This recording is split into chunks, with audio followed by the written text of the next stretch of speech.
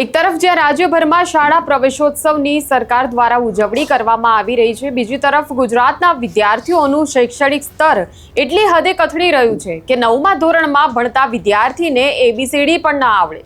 ત્યારે આ વિડીયોમાં વાત કરવી છે જૂનાગઢના ભેસાણ તાલુકાની એક શાળાની કે જ્યાં શાળા પ્રવેશોત્સવનો કાર્યક્રમ ચાલી રહ્યો હતો અને એની વચ્ચે જ ગુજરાતના શિક્ષણ મોડલની પોલ ખુલી ગઈ। ફરીવાર ગુજરાતની શિક્ષણ વ્યવસ્થાના ધજાગરા ઉડ્યા છે। શું છે આખી ઘટના તેની વાત કરીશું આ વિડીયોમાં। નમસ્કાર, નિર્ભય ન્યૂઝમાં આપની સાથે હું મયુરી। દર વર્ષે ગુજરાતભરમાં શાળા પ્રવેશોત્સવની ખાસ ઉજવણી કરવામાં આવતી હોય છે, જેમાં બાળકોને શાળામાં પ્રવેશ આપવામાં આવતો હોય છે અને તેના સહિત અનેક પ્રકારે પ્રવૃત્તિઓ પણ કરવામાં આવતી હોય છે। અને આ તમામ પ્રવૃત્તિઓ જ્યારે કરવામાં આવતી હોય છે ત્યારે એક વિડીયો જે હાલ સોશિયલ મીડિયામાં ખૂબ જ વાયરલ થઈ રહ્યો છે, એ વિડીયોમાં ઘટના જે બની છે એ ઘટના બની છે ભેસાણની એક પ્રાથમિક શાળાની કે જે સરકાર દ્વારા અનુદાનિત છે અને એ શાળાની અંદર જે ઘટના બની છે તેની વાત કરીશું। તો શાળા પ્રવેશોત્સવનો જ્યારે કાર્યક્રમ હોય તો સરકારી અધિકારીઓ પણ હાજર રહેતા હોય છે, શિક્ષકો પણ હાજર રહેતા હોય છે। શાળાની અંદર શિક્ષણની વ્યવસ્થા કેવી છે, વિદ્યાર્થીઓની શૈક્ષણિક ગુણવત્તા કેવા પ્રકારની છે તેની ચકાસણી તેઓ કરતા હોય છે। ભેસાણ તાલુકાની અંદર વિશાળ હડમતિયા ગામ આવેલું છે અને તેની જ આ પ્રાથમિક શાળા હતી। ત્યાં એક નાયબ સચિવ જે છે એક વર્ગખંડની અંદર જાય છે અને વર્ગખંડની અંદર જઈને તેમણે વિદ્યાર્થીઓ સાથે સંવાદ કરવાનો પ્રયત્ન કર્યો છે। એ વિદ્યાર્થીને એવું પૂછે છે કે ચલ તું ઘડિયા બોલી બતાવ કે ABCD બોલી બતાવ। તો આ રીતે જ્યારે સવાલ પૂછ્યો તો એ વિદ્યાર્થીએ ના પાડી દીધી। તો નાયબ સચિવ પણ ચોંકી ઉઠ્યા કેમ કે 9મા ધોરણના વર્ગખંડમાં તેઓ ઊભા હતા, એક વિદ્યાર્થીને સવાલ પૂછી રહ્યા હતા। સ્વાભાવિક હતું કે તેની પાસેથી ઘડિયા કે ABCDના જે જવાબો જે છે તે મળવાની અપેક્ષા તો હતી। નાયબ સચિવે ખૂબ જોર આપ્યું, તેમ છતાં એ વિદ્યાર્થી જવાબ આપી જ ન શક્યો। બધા જ કેમેરા જે છે એ વિદ્યાર્થી તરફ હતા અને સચિવ તરફી હતા, એટલે આખી ઘટના જે છે તે કેમેરાની અંદર કેદ થઈ અને પછી તેનો વિડીયો જે છે તે સોશિયલ મીડિયામાં વાયરલ થયો અને શિક્ષકો ગ્રામ્ય વિસ્તારમાં શિક્ષણમાં કેવા પ્રકારની બેદરકારી રાખતા હોય છે તેની આખી પોલ ખુલી ગઈ છે। ત્યારબાદ નાયબ સચિવ જે છે તેમણે જે શિક્ષકો તેમની બાજુમાં ઊભા હતા તેમને ઠપકો પણ આપ્યો હતો અને આખો ઘટનાક્રમ જે છે તેના જે દ્રશ્યો જે છે તેના પર પણ આપણે નજર કરી લઈએ। અને આ મામલે પછી જિલ્લા પ્રાથમિક શિક્ષણાધિકારી LB ઉપાધ્યાયનું નિવેદન પણ સામે આવ્યું હતું। તો તેમણે શું સ્પષ્ટતા કરી છે આ સમગ્ર મામલે તે પણ જોઈ લઈએ।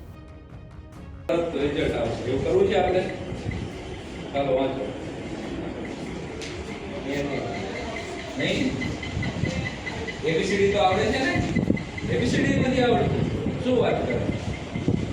ABCD EFG એ તો આવડે છે ને? આ તો ABCD મુજબ વાત છે।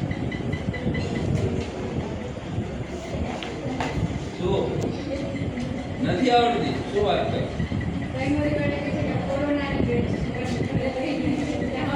કોરોના પછી તો પાછા સ્કૂલે ગયા હોય।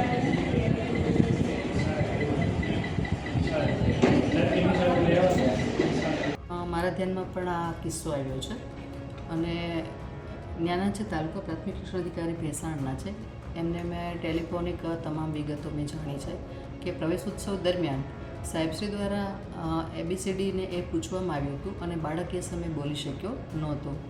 તો આ મારા માટે પણ ગંભીર બાબત છે। એકચ્યુઅલી બાળક શા માટે નથી બોલી શક્યું, એને ખરેખર નથી આવડતું કે શું છે, એ માટે થઈ અને તાલુકા પ્રાથમિક શિક્ષણાધિકારીને તાત્કાલિક જ અમે એ બાબતે સંપૂર્ણપણે મૂળમાંથી તપાસ કરવા માટેની સૂચના અપાઈ હતી। એ અનુસંધાને તાલુકા પ્રાથમિક શિક્ષણાધિકારી દ્વારા એક આખી તપાસ કમિટીની જ રચના કરી દેવામાં આવી છે કે આ જે શાળામાંથી બાળક ધોરણ 8 પાસ કરીને આવ્યું છે એ શાળામાં આ જ વિદ્યાર્થીનું એકેડેમિક આખું જે હિસ્ટ્રી છે એ કયા પ્રકારની છે એ આખું તપાસવામાં આવે।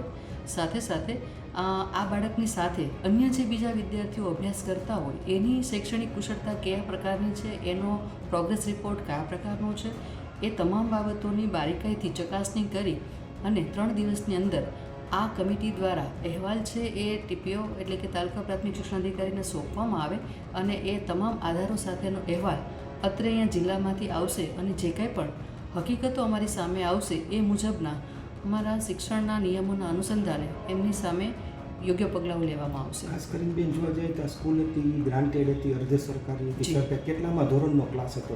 9મા ધોરણનો।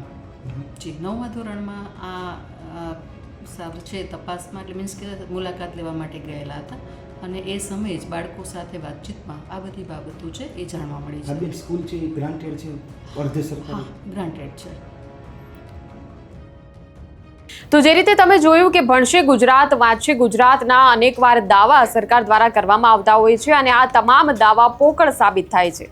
જે શાળામાં આ ઘટના બની તેને તો સરકારની ગ્રાન્ટ પણ મળી રહી છે અને શિક્ષકો પણ હાજર છે.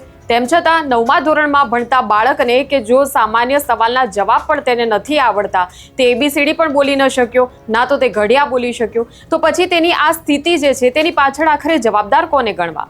જે રીતે ગુજરાતમાં દરેક મુદ્દાઓમાં થાય છે તેમ શિક્ષણમાં પણ ક્યાંક જે અધિકારીઓ જે છે એ ફક્ત કાગળ પર જ પ્રગતિ બતાવીને સરકારને ખુશ કરી દે છે અને સરકાર પછી તેનો પ્રચાર કરીને પ્રજા પાસેથી વાહવાહી મેળવી લે છે. પરંતુ ખરેખર જમીની સ્તરે હકીકત જે છે ગ્રામ્ય વિસ્તારોની તે ભાગ્યે જ બહાર આવતી હોય છે.